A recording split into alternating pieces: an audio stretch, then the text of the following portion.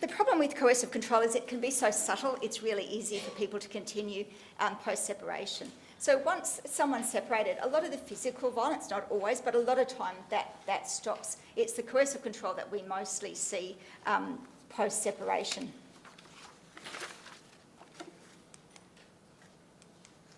And some of the contributing behaviour we see are undermining of the other parent, financial control, psychological abuse, gaslighting, the sense of entitlement, particularly in property settlements. You know, often men will think they should get so much more because they made all the money while the women are at home looking after the children. The courts consider that equal, but men don't always see it that way.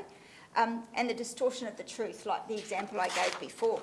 And it can be really invalidating for victims to have gone through all of this in a relationship, sometimes get a domestic violence order, but their experience of domestic violence continues. And they're like, well, what's the point of a domestic violence order? That it continues. And that is the reality in a lot of cases.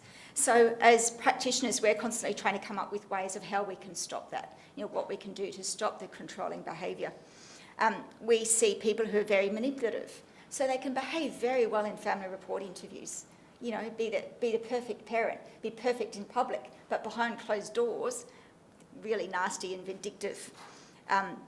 Often people who are perpetrators of coercive control make contradictory statements because it will always be about them and to make themselves look good. And sometimes you have to be very attuned to the little distortions of truth to be able to call them out on what's going on.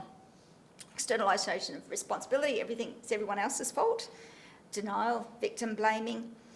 Treating children like an extension of themselves. So I had a case earlier in the year where the father actually rang the police to have a go at mum. She had lodged a domestic violence order.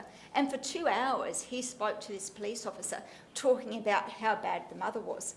And every time he was talking, he would say, we did this or we did that. And you hear in the recording with the police officer, the police officer saying, you mean you? She wasn't doing this. She didn't agree to do this. It was you. You go, oh, yeah.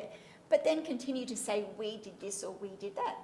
One day he'd sent a text to the mother because she'd planted these orange trees in a pot and put them at the front of the house. He didn't like it, and he was telling her, we, being the 13-month-old child, and him, didn't like it, and she needed to do it because we think it's really bad. So everything he was saying that the 13-month-old child had the same views. So he was just seeing the child as an extension of himself. Or when he was presenting in public, he always assumed that the wife had to have the same views as him. And he just automatically spoke like that. And that was one way we were able to get evidence into court of the coercive control, was by using that recording and the text messages between the parties to show that he just always saw the wife or the child as part of himself. They didn't have their own views. They weren't entitled to their own opinions. But it's subtle. You have to be really on the ball to pick up these subtleties sometimes to get evidence about it, because so much of what happens there is no proof of. And, you know, clients can really feel really invalidated if the court's not believing them. And so as practitioners, be on the ball for where you might be able to find that evidence, even if it's really subtle. One of the famous cases in the family court is one of Eminem. And that's where he talked about the multifaceted danger that domestic violence can have on children. And he said it prevents a multifaceted danger. Sorry, I've got the wrong one up there. Obviously, there's a risk of violence to children personally. There's a risk that the violence poses when it involves living with fear, insecurity and vigilance, you know, that chronic fight or flight response. There is a danger of ongoing fear that the father will emotionally or physically abuse the mother they love.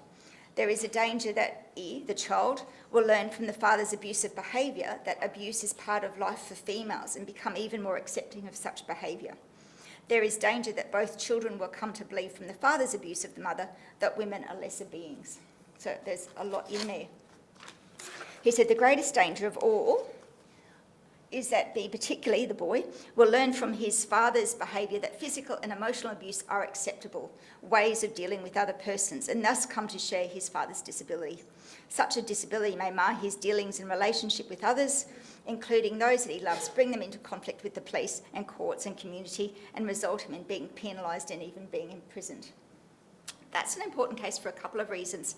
When we're thinking about the adults that we see with bad behaviour who've been raised in an environment of domestic violence, important to understand where those behaviours might come from It's also really important when people are commencing family court proceedings, they have to follow what's called a notice of risk, setting out what they see as the risk to themselves but also to the children, because the court's going to pay more attention to what are the risks to the children. And you have to be really careful for us as practitioners, or if people are acting on their own behalf, that they can really identify and verbalise all the risks to a children. And that's a really good case for setting that out, but we don't see a lot of that in the material. We might just see the child's at risk because of the emotional abuse or because of the physical harm. But that's a really good case to point out all the risks that pose to a children, and they're the sort of things that we need to be putting in evidence about. So if you're working with someone who's involved in family court proceedings, just remember that there's multifaceted risk, and it's important that all of that be put in material, all of those risks, because otherwise the court might underestimate what the risks are to a child. The court has introduced now a thing called the Lighthouse Project, and I've got some information about it here if you're interested. But really it's a project by the courts to screen for risks with a primary focus on improving outcomes for family involved in the family law system. And there's a questionnaire that they send out to parties that they fill in. The risk screen is based on Family Doors, Detection of Overall Risk Screen, which came out in about 2012, and I first heard about it at the World Congress on Family Law and Children's Rights, and it's a really thick book that goes through all the different risks. We were at a seminar last year and I was presenting on trauma, and I asked anybody in the room who'd heard of Doors, and not a single practitioner in the room put up their hand, even though it had been out since 2012. I then asked, well, who heard of the Lighthouse Project, and everybody put up their hand. What I found really interesting is nobody knew that the Lighthouse Project was based on the Doors risk screen. None of them had received any training on how to apply it or what are the risks that you look at. And I think that's pretty concerning, because the questionnaire that the court sent out still kind of looks at a lot of the recent things that have happened. What Doors makes really prominent in their material is that you have to look at both historical and current risks, because if you don't understand the historical risk, you're not going to have the full picture, and you're not going to be able to prevent family violence because you're not understanding the dynamics. So I wanted to speak a little bit about the Doors risk screen. And what it says in this is, I think I've referred to it in the material and you can get it online. Perpetrators of violence have often experienced historical incidences of victimisation themselves, which don't justify or excuse their behaviour, but nonetheless, in the current context of loss and separation, may lead them to act unsafely or report that they have already acted unsafely. De-escalating stress is really, really important, and offering support in these cases may be crucial steps in preventing future harm. Increasing isolation through blaming, shaming, or just cold referrals to silo services, e.g. for anger management, without any other practitioner intervention, may increase the likelihood of further and intensified violence. Now, this is not having a go at anger management courses. They are a fantastic, fantastic thing. But what we find is a lot of the perpetrators, most of them in my case, most of the ones that I deal with, have a history of trauma. And often they won't reveal it. If you go and ask someone, did you experience trauma? Most of them will say no, because you're not asking the right questions. What I found, and Bessel van der Kolk talks about this in his book, The Body Keeps the Score, really well, is you need to ask things like, who did you feel safe with as a child? What was your relationship with your parents like? And often I've had clients say to me, well, I never felt safe. And then they'll start talking to me about how they were sexually abused by their father. Or I remember one guy, one time, I think his partner was a social worker. Anyway, they came in and he had ducked out, and I said, look, I'm just going to be talking about his history of trauma now. She goes, what trauma? He didn't have a history of trauma. When he came back in, because I'd already got a little bit of information from him, he had one of the worst childhood histories I'd ever heard. He had been beaten, he was tied up. I think was probably a very energetic child, and one time was doing a cartwheel and it hit the antenna on the TV. So after that, his father made him sit in a cockatoo cage every night for 4 years. He sat in that cage, and if he made a noise, beers or something would be poured on him. He was tied up when he'd go to bed, because he'd often get up early and just go wandering. So he was tied to his bed. His parents would go to work early, and it was his brother's job to untie him, and they thought it was a bit of a joke not to untie him sometimes, and so he would defecate or pee in his bed, which then he would be beaten. He would be tied to the clothesline, and he would be made to eat food he didn't like. And he was telling me, I'd asked him, what do you recall as one of the worst incidences you ever had? And he was a really good athlete at the particular sport he played. And he said that one time he got told if he didn't eat the spaghetti, he couldn't go to training. And he really wanted to go to training because that was his outlet, and he was really good at that. So he's at his nan's place and he sort of hid it, behind the tree and behind the table in different spots, and off he went to training. Well, then his nan found the food later and told his father, and he got one of the worst beatings he ever had, kicked across the room, and it was really traumatic. But this was a person who said he didn't have a trauma history. Because when I asked him about it, he said, well, that's just how everyone in our neighbourhood was treated. I just thought that was normal. He talked about how he saw his mum hit the husband with a frying pan and put Baygon spray on his food, and it was obviously a very dysfunctional childhood. That was just normal to him. He didn't raise that as trauma, that was just normal. So sometimes you've got to ask the right questions to get the right information. And this is a person who'd already been through a family report, and nothing about that trauma was in the family report. Hadn't been raised in any of the material. He came to me halfway through the case. And the first thing I'm thinking is, oh my goodness, has he ever done trauma counselling? He's got a dysregulated stress response. He can go to an anger management course, but if they're not addressing all of this stuff, it's not going to be overly successful. So that's why I harp on so much about understanding what's gone on in a relationship. And not just men. I had one lady one time who came in, and I could tell straight away there was something not quite right. And so I asked her who she felt safe with as a child and what her relationship with her parents was like. And she said, I never felt safe. She had been sexually abused by her stepfather from a very early age. And when she was about 10, I think her older brother had said to the mother, if you don't do something about this, I'm going to go to the police. And the mother was really, really angry because that would cause the stepfather to have to leave. Wasn't worried about protecting the child who was being abused. She was just turning a blind eye to that. Anyway, the police got involved and he was convicted and he went to jail. But the mother was very angry at the daughter for wrecking everything and would make her go to prison and hug him and tell him that she loved him and all that sort of stuff. Never got any counselling for the daughter and was made to feel like she was the bad person for reporting the abuse. You imagine what that does to someone's sense of self. So she had come in to see me and was telling me about all of this.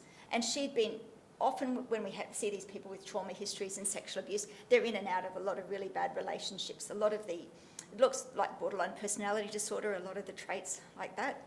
And she came in with the family report that had been prepared. Again, no reference to any trauma, any of this, except that she'd been in and out of a lot of violent relationships.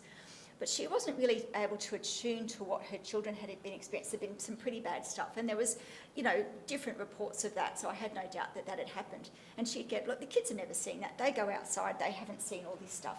And when I was talking to her about some of this pretty serious stuff that happening, I could tell she was just blanking out. She wasn't there.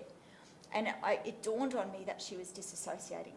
And she often spoke about how sometimes she felt like she was looking down on herself. It wasn't actually her that was experiencing the violence, which is really quite common for people who've been through sexual abuse. That's one of the ways that they cope. And I'm thinking, how do I help this lady? Because I'm probably only going to see her once. She was just coming in for initial consultation. And I could refer her off to another service. But if they didn't have the family report, she wasn't able to really verbalise a lot of the stuff, what was going on for her children. So how does someone help her children if she can't explain it and that service provider doesn't know what's going on? So what I did is I took a very detailed statement from her, and often I'll give it to people and say, this is for you, it's in word form, and you can give it to whoever you want. So you never have to tell this story again if you don't want to.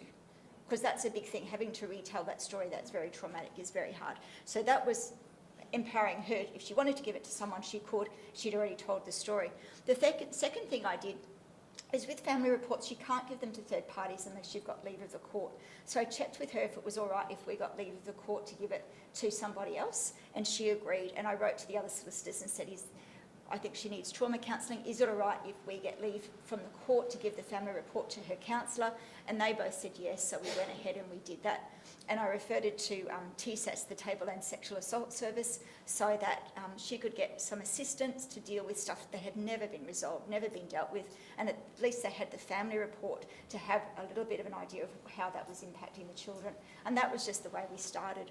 And that's why I think collaboration between services is so important, because I've spent a little bit of time, and often people go to GPs, they get 10 minutes with a GP or, 15 minutes with another service provider. At least I've had an hour with her, and I'm trying to think what I can do best for her in the hour that I've got, and taking a statement and giving that to her, referring her to someone, and hopefully having the service provider having more of the jigsaw to understand what's going on is helpful in that situation. She wasn't perpetrating domestic violence, but she wasn't protecting the children from it either. And she's a victim in herself, but they're just the sort of complex cases that we can see, and things that we have to work with. A lot of solicitors will say, we're not a psychologist, so we don't want to hear about all your trauma. Go see a psychologist, go deal it with them.